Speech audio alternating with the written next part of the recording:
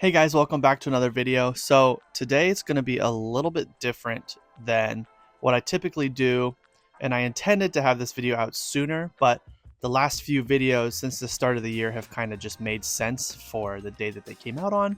And so today we are going to be talking about New Year's resolutions and what they mean for me as an artist and what they could mean for you as an artist as well.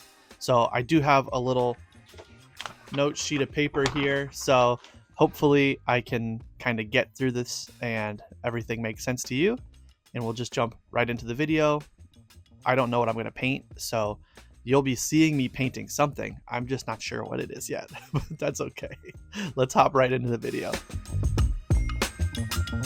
So when it comes to setting New Year's resolutions, I personally am not really much of a resolution person most of the time, but I know a lot of people are, and I know it's very common for people to set big, lofty goals that they want to get done because they think, oh, I've got a whole year to do this. And then come February, March, you've kind of given up on your stuff. And I think that that's a very easy trap to fall into. And so I, as somebody who doesn't plan a lot, have that issue. And I've but I've seen some easier ways to be able to stick with my resolutions. And so I'm going to kind of give you some of my personal resolutions, as well as some examples of other ones that maybe you could use, or at least the thought process as to how I can come up with these kinds of resolutions.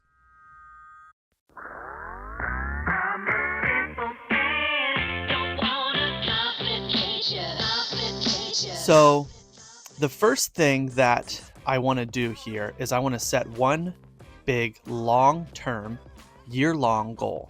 And so personally for me, I'd like to get my YouTube channel monetized. That would be really wonderful.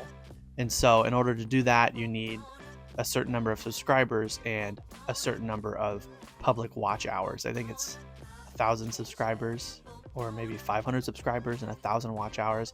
I don't remember what the exact numbers are, but that's a goal that I'd like to have. And the way to meet that goal is to just continue making YouTube videos and hope that, you know, some of these pop off and I get subscribers from that and they start watching all my stuff. But there's a couple more examples of long-term goals that are specifically for artists that maybe you could have as your goal for the year.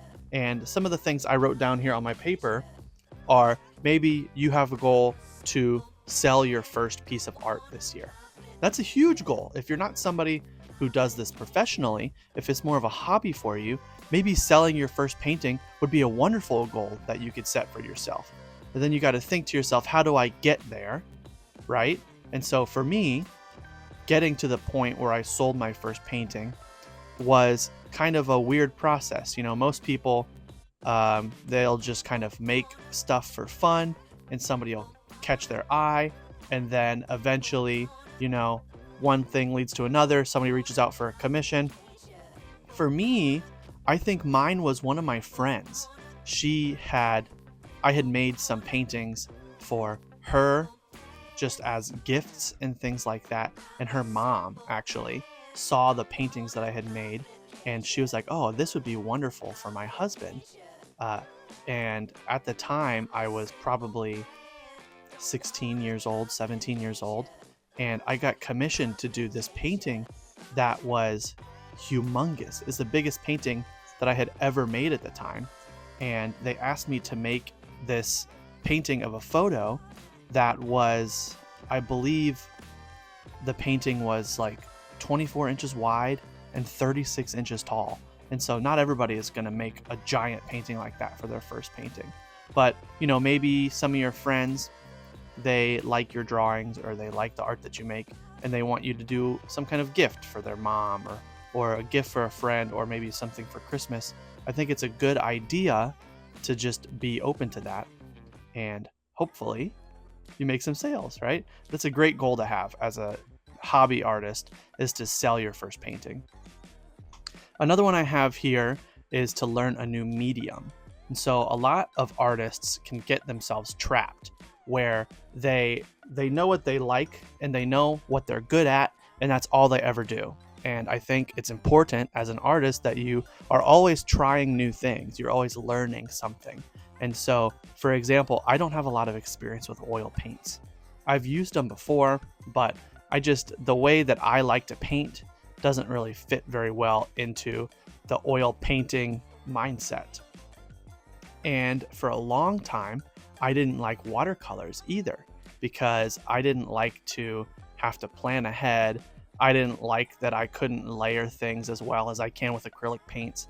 And so I never really tried watercolors up until 20, maybe 2021, 2022. And I decided that year that I would give them another chance. And so I watched a few videos on YouTube. I looked up a couple ideas and I was like, okay, just going to try something very simple. And I very quickly fell in love with it. And it's a huge, huge thing to me because that's most of what I make now is watercolors. That's most of what I sell now is watercolors. And that never would have happened if I didn't branch out and try to make paintings in a new medium to me. And so that's a great goal that you could have, is to learn and become competent with a new style or a new medium of painting, drawing, anything. Maybe you don't use colored pencils very often. You want to try those more. Maybe you don't, I don't really use alcohol markers. So maybe this year I will experiment a little more with alcohol markers and see if I can add that to my repertoire. It's just good to have the ability to use more than one medium because you never know when you're going to need it.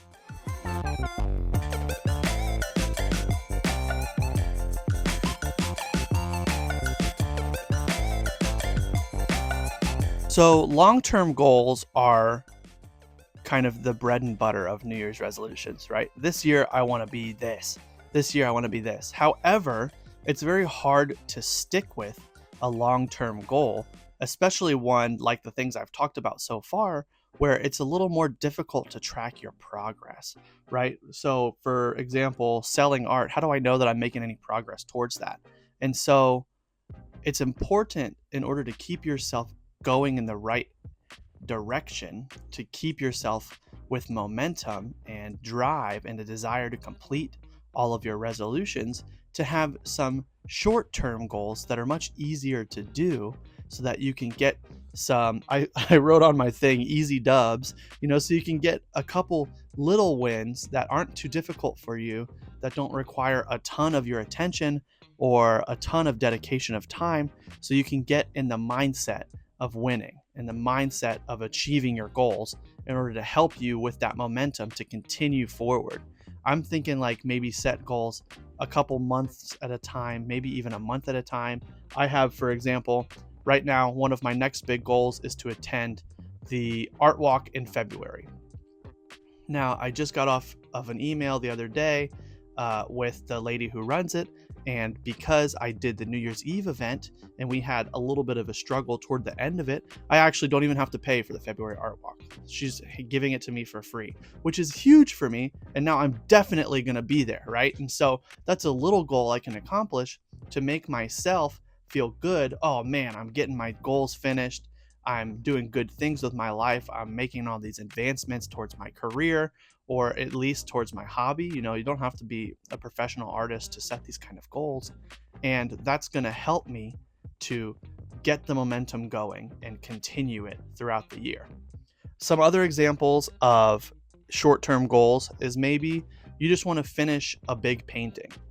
So for me, not many of my paintings are very big, but I've got a couple larger ones that are unfinished, and maybe I could sit down for a couple days and finish one of those. And that would be short-term goal, but long-term effects, right? Because now I have this big, huge painting that I can show people, be like, look, I made this, I finished this, instead of giving up halfway through. Another example could be maybe you'd like to make, if this is a hobby for you, you'd like to make at least one painting every month, which is totally an achievable goal. And you start with 1 month or 2 months in a row. You just want to make a painting for the next 2 months. You just want to have at least one finished painting for yourself or for somebody else. It doesn't really matter, that you can keep track of and you can look back on to see that you've completed these goals. Or maybe if you are doing this more frequently, maybe you want to have maybe a new painting every week for a month. Or maybe you want to practice drawing or painting every single day for a week or maybe 2 weeks. You can change these goals. It's just good to have some kind of consistency in your life. And so having these short-term goals, especially the time frame ones, making a painting every week for a month. So it's only 4 paintings for 30 whole days. That's not too hard to do, but getting yourself into that rhythm, getting yourself those easier wins, they're good for you. It's good for your soul. It's good for your mental state that you are accomplishing things, you're completing tasks, making yourself feel like a winner instead of somebody who's going to give up on their New Year's resolutions.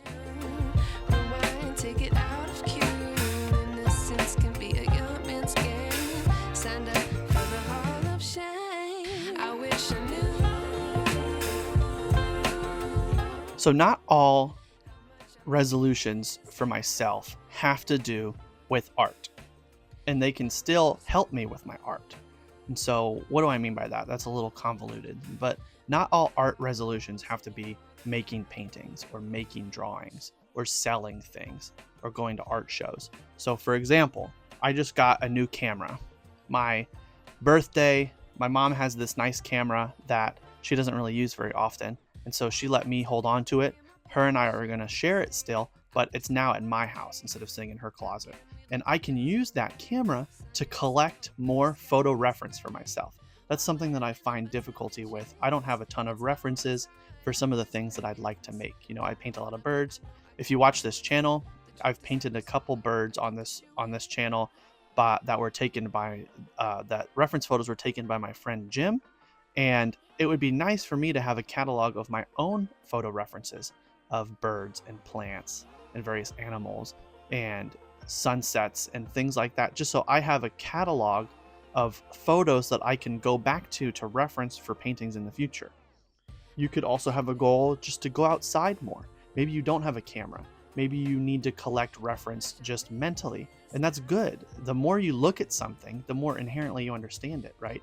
I go outside more, I see more trees, I see more clouds, and I just build that back catalog of this is what this looks like. So when I'm making something in the future and it looks a little off, maybe there's somewhere in those big old files full of every tree I've ever seen in the back of my head that I can find, and will help me to make a tree look a little bit more realistic in a painting, or make it make a little bit more sense, or clouds that look just a little better.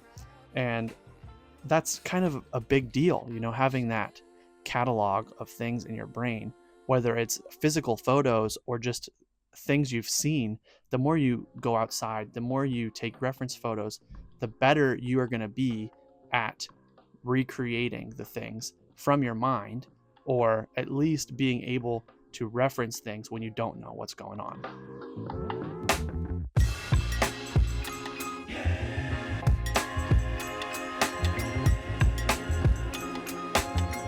Some other things that are not necessarily making art that you could have as a resolution is to connect with people.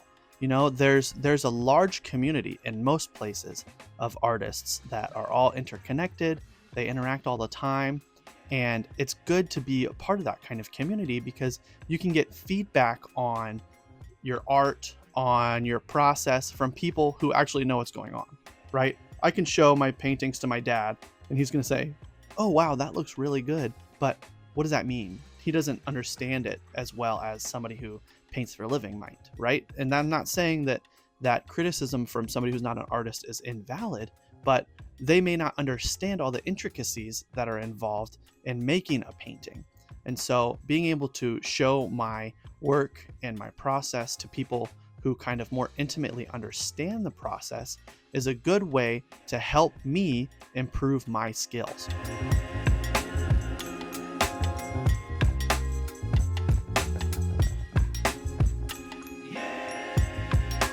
You could also have the goal of just visiting an art show. Once again, building that catalog. You could attend art shows and see other people's paintings that inspire you, right? This is all about inspiration. if you are not inspired, it's hard to make any art, especially good art. And so going to art shows, having a community of people who are also artists around you helps you to see more art. And the more art you see, at least in my experience, the more interested in making art I am, the more inspired I am to make more art for myself. So I see people using techniques that I've never tried before. Oh, that's really cool. Or I see people using a reference for something that I've never even considered. Or perhaps I see a new.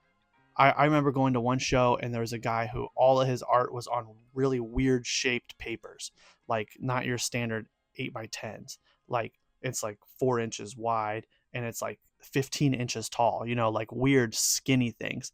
And I've made a couple paintings that are kind of oddly shaped because of that, because I think that that's really interesting and it makes for quite a unique painting viewing experience to have something that's not just relatively square.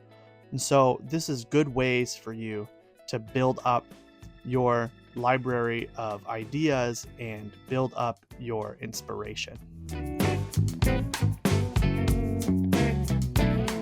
Okay, so in conclusion, essentially, what I'm trying to say here is not all resolutions are built the same. It's good to have a couple different forms of resolution, especially for an artist throughout the year. I like to say, if we're going to keep track of things, let's say make yourself one big goal, and then you can fill the year with smaller goals that are art related and not art related that will help you to keep your momentum up and achieve all of the things that you wish to achieve this year. I think that's the best way to go about it. I think that is probably the best way for me, at least, to go about it. Maybe for you, you're really good at goal planning and keeping with your plans and sticking to them and being consistent. But I know for me, I'm not very good at that. I imagine a lot of artists like me are also not very good at that. So I kind of made this video to help us kind of understand how I go through it, and maybe it'll help you come up with some more achievable goals for yourself for this year. But I think that's going to do it. So thank you guys for watching. I really appreciate it. If you did enjoy, if you stayed till the end, you're awesome. I love you. That's great. Thank you so much. If you did like the video, don't forget to hit the like button, subscribe, ring the bell so you're notified whenever I post a new video. I really appreciate you guys. You guys are really awesome. Leave a comment. Let me know some of your New Year's resolutions, maybe some things that you hope to achieve this year. And I'll see you guys in the next one.